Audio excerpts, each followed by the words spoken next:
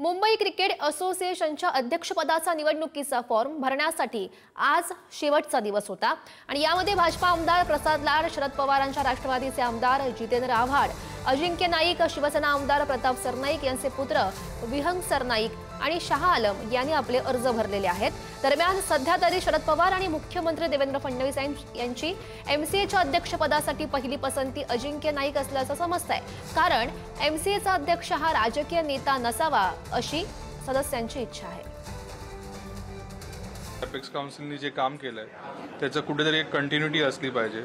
त्या एपेक्स मध्ये आव्हाड साहेब होते, मिलिंद नार्वेकर जी होते, अभय अडप असतील, दीपक पाटील असतील, असे अनेक आमचे ज्येष्ठ मुंबई क्रिकेट असोसिएशन मधले जे क्लब सेक्रेटरीज ते इन्व्हॉल्ड होते।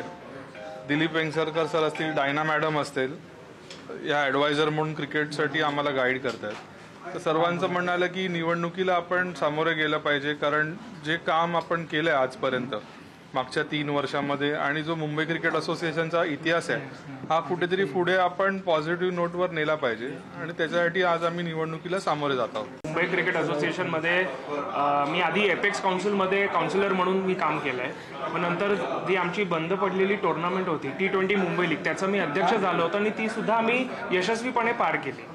तर मनात इच्छा तर राहणारच, यंग ब्लड आहे, तुम्हाला माहिती आहे, तर इच्छा आहे, ॲम्बिशन आहे, काहीतरी चांगलं करण्याचा माझा प्रयत्न असणार आणि खूप विजन आहे असं मी म्हणजे म्हणत असतो आणि प्रत्येकाला माहीत असेल।